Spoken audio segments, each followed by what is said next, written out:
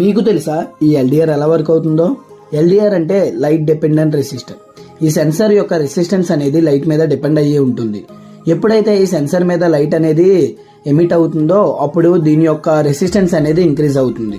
అలానే ఎప్పుడైతే దీని మీద లైట్ అనేది తగ్గిపోతుందో అప్పుడు దీని యొక్క రెసిస్టెన్స్ అనేది తగ్గిపోతుంది. ఇది మనం ఎక్కువగా automatic street light, solar tracking system, అలానే సెక్యూరిటీ అప్లికేషన్స్లో ఎక్కువగా యూజ్ చేస్తాం. సో గైస్, ఇప్పుడైతే నేను ఈ సెన్సార్ని ఆర్డినోకి సెటప్ అయితే చేస్తాను మొత్తంగా.